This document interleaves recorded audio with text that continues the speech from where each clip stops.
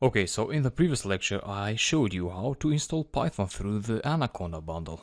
Now the benefit of installing Python through Anaconda was that you get Python and the Spider environment with the IPython console in one single executable file. Now if you don't want to install Anaconda, you can install Python through its official site. And to do that, you just go over to python.org to downloads, and there you have some different versions of Python. And I'll choose Windows, and you have version 3.4 here. Okay, and then wait until the file downloads.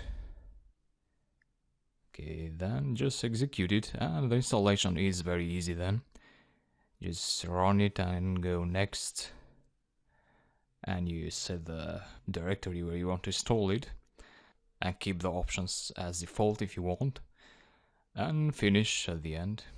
And Python now should be installed in your computer.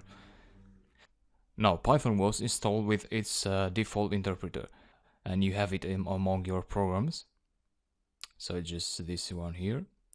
So this is the interactive shell where you can type code interactively. So you just type in code and you get the output. But you can also access Python through your command line. So you just type Python and you get the Python shell again here. Now to install a library, you just use the pip library. So pip install, let's say PCSets, which is a library for musical analysis. So the installation is very easy, as you see.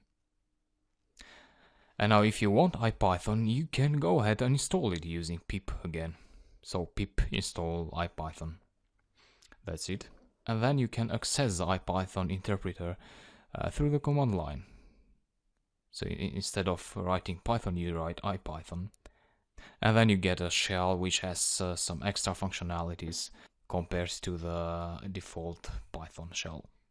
So you can either choose the default Python interpreter or the IPython. So that depends on your preferences.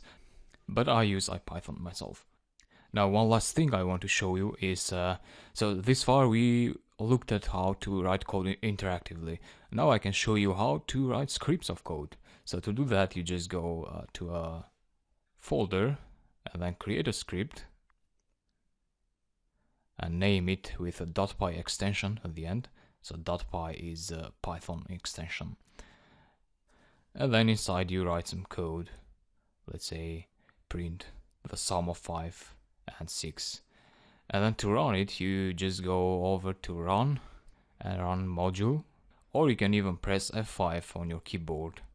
Okay, the script asks you to save it, and then you get the output in the Python interactive console, as you see.